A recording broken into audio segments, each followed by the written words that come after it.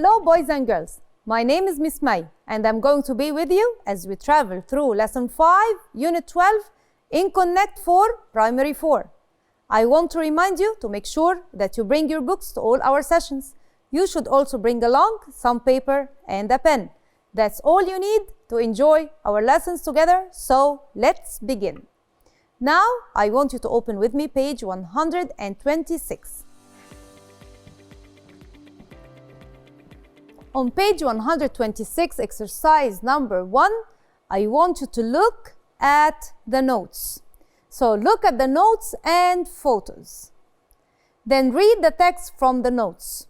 What is wind energy? And why is it good energy? يعني هنعمل في الكويستشن ده كذا حاجة. أول حاجة I am going to look at the notes. وكلمة notes يعني مش full sentence. هي بتبقى كلمة أو أكتر من كلمة. بس مش بتوصل إن هي تبقى full sentence. Okay?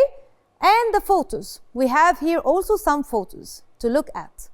Then read the text. After this, we will read the text. And we are going to think what is wind energy and why is it good energy. Let's start by reading the notes. Notes. Wind energy. Wind.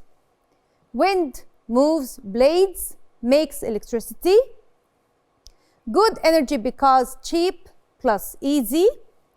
Problem with this energy, expensive and need space. يعني احنا عندنا هنا some notes مش عندنا sentences. وهنستخدم النوتس دي لما نيجي نعمل sentences.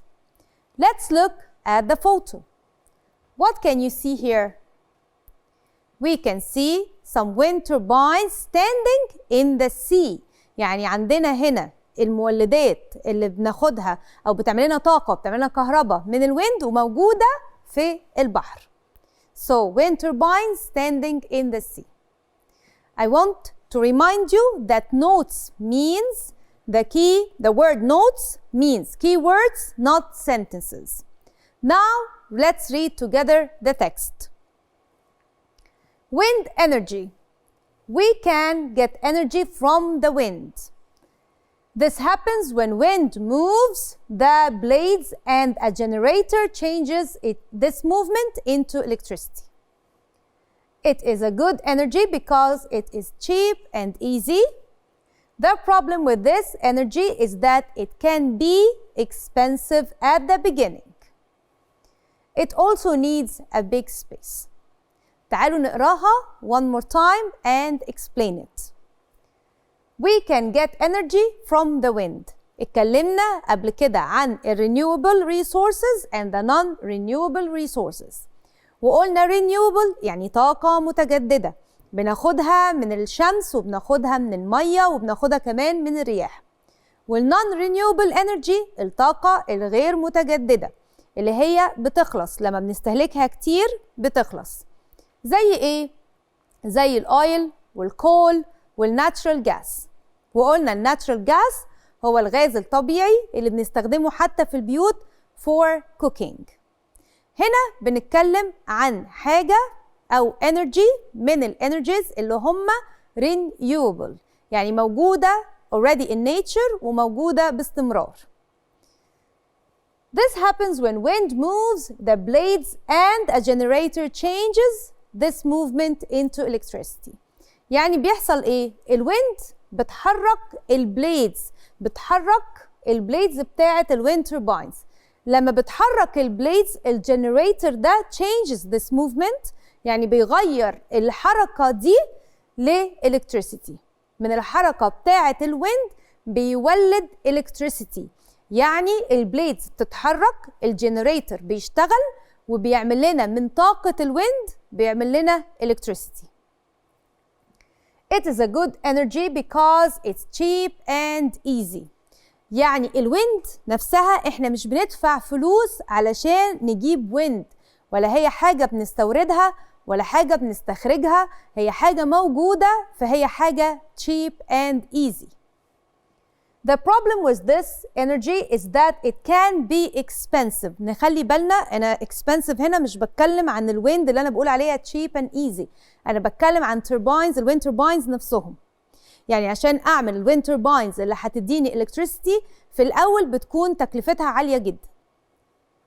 It also needs a big space. ومش بس كده، علشان أعمل wind turbines أنا محتاجة مساحة كبيرة. تعالوا نقرأ التكست لآخر مرة. Wind energy. We can get energy from the wind. This happens when wind moves the blades and a generator changes this movement into electricity. It is a good energy because it is cheap and easy. The problem with this energy is that it can be expensive at the beginning. It also needs a big space. Now, tell me, what are the problems with wind energy? It can be expensive at the beginning, and it needs a big space. Now, can you answer the question, what is wind energy and why is it good energy? It's energy that comes from the wind. It's cheap and easy to collect, and it doesn't run out. كلمة run out معناها إن هي بتخلص. In exercise number 2, you are going to look at the notes and the photos.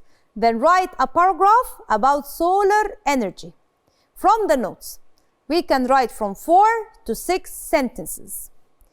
طيب هنا عندي النوتس، واحنا قلنا قبل كده the notes again are not full sentences. notes يعني words واحنا هنستخدمها علشان نعمل complete sentences. تعالوا نقرا النوتس مع بعض. Solar energy sun. Sun warms solar panels, makes electricity. Good energy because cheap plus easy. And problem with this energy, expensive at first and need lots of sun. يعني زي التكست اللي موجود على الويند هنعمل تكست تاني عن الصن. في كلمات مش موجودة احنا هنكملها من النوتس اللي موجودة عندنا. تعالوا الأول نقرأ الباراجراف من غير النوتس اللي هناخدها أو السنتنسز اللي هنكملها وبعدين نشوف ازاي هنكملها. Solar energy. We can get energy. This happens when solar energy is a good energy because the problem with solar energy is. So the first one, we can get energy from the sun. So the first one, from the sun. From the sun. This happens when the sun warms the solar panels and the generator makes electricity. So one more time. This happens when the sun warms the solar panels. Solar energy is a good energy because ليه هي good energy? Because of many reasons بقى. It's cheap, easy to collect, it doesn't cause pollution, so we can write because it's cheap, easy, and doesn't cause pollution. طيب the problem with the solar energy is ليه في problem؟ زي ما قلنا it's expensive at first and it needs a lot of sun. يعني هي زي الويند انرجي اللي كنا بنتكلم عليها، كل حاجه من الحاجات دي بتبقى expensive في الاول، مكلفه شويه علشان نعملها وبعد كده بتكون التكلفه ابسط من الاول. So it's expensive at first. The problem with the solar energy is that it is expensive at first and also it needs lots of sun. يعني الأماكن أو الدول اللي ما فيهاش شمس ما ينفعش إن هم يستخدموا الطاقة الشمسية. And needs a lot of sun. Now we have finished our paragraph. Let's read it one more time. We can get energy from the sun. This happens when the sun warms the solar panels. Solar energy is a good energy because it's cheap, easy, and doesn't cause pollution. The problem with the solar energy is that it's expensive at first and needs a lot of sun.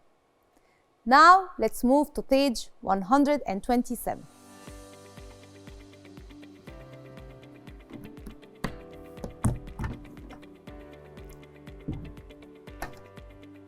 On page 127, you are going to give a presentation about how we can help the environment.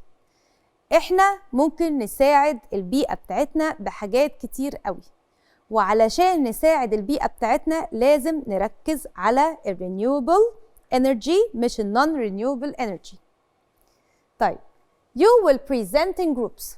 البرزنتيشن اللي هتعمله هيكون في جروب، يعني يا ريت نعمل presentation في الكلاس قدام صحابنا. Think of these ideas.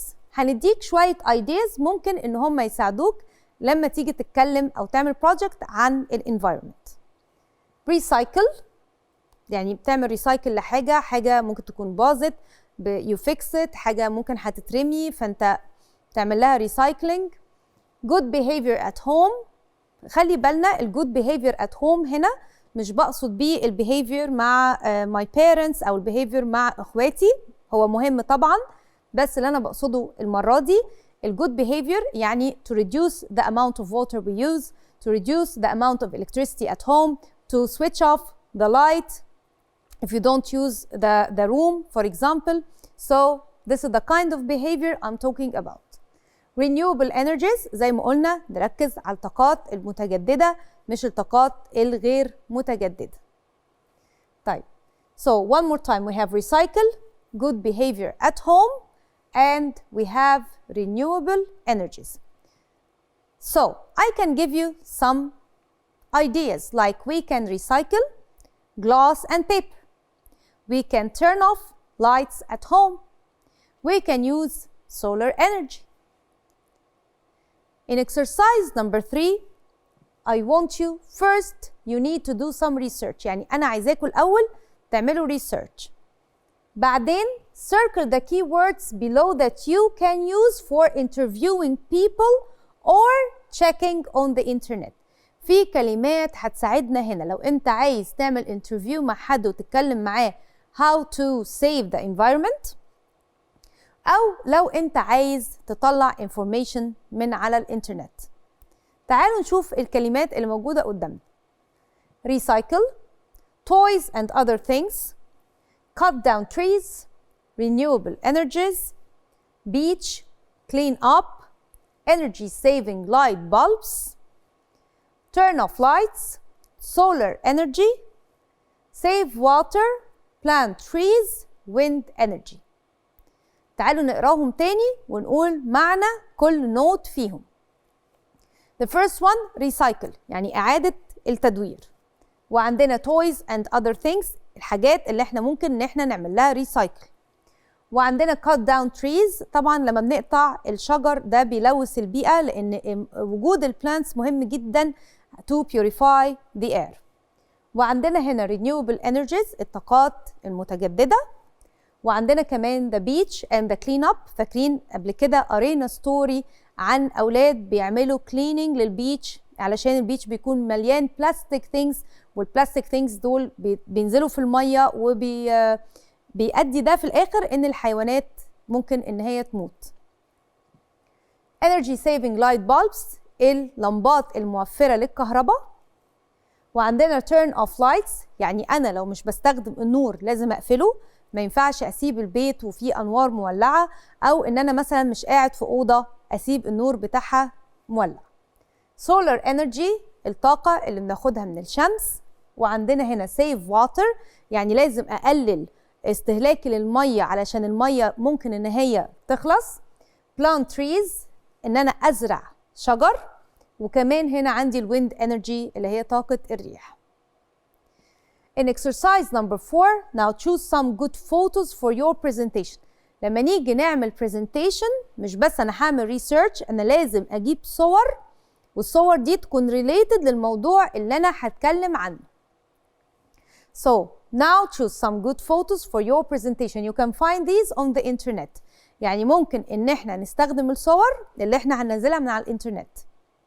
So you can decide what kind of pictures you will need for your presentation.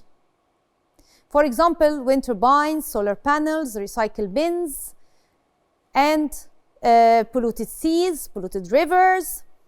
We can also use examples of erosion. فاكرين erosion اللي اتكلمنا عليه قبل كده وقلنا عوامل التعرية؟ دي ممكن برضو نجيب صور عنها. In exercise number 5, make the notes below into complete sentences. أنا عندي notes وزي ما اتفقنا notes مش complete sentences. إحنا بقى دورنا دلوقتي إن إحنا نكملها وتبقى complete sentence. So you will look at the notes and you will use them to make complete sentences. Please study the examples, then write 6 sentences. Let's look at the examples. Number 1, need to look after planet, so it will be we need to look after the planet. Number 2, droughts, floods, fires, natural or humans make problems.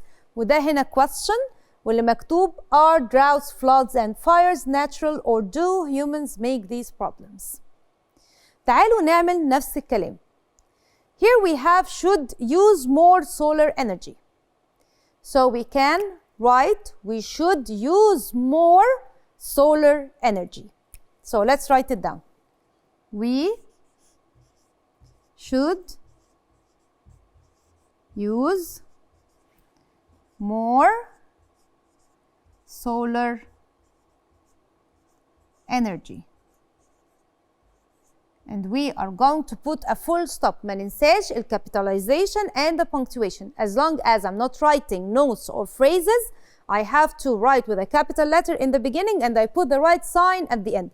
This right sign could be a full stop if it's a statement, could be a question if it's a question mark if it's a question, or exclamation mark if the sentence shows feelings. Let's see. Number 4, should save water. So we should save water. Very good. We should save water. Number 5, should use energy saving light bulbs. So the sentence will be we should use energy saving light bulbs. Let's write it together. We should use energy saving light bulbs. Number 6, can clean the beach. So the sentence will be we can clean the beach. Let's write it together. We can clean the beach. Number 7, can recycle. هنا هنضيف شوية كلمات على السنتنس. يعني ما ينفعش اقول we can recycle وبس. لازم اقول we can recycle A. So we can recycle paper, glass and other things. Let's write it down. We can recycle paper, glass and other things. The last one, number 8, can fix all toys and other things so they have a new life. So we can say we can fix all toys and other old things to give them a new life. So we can write it down. We can fix old toys and other things so they can have a new life. تعالوا نقرأ السنتنسز دي تاني together علشان السنتنسز دي مهمة جدا.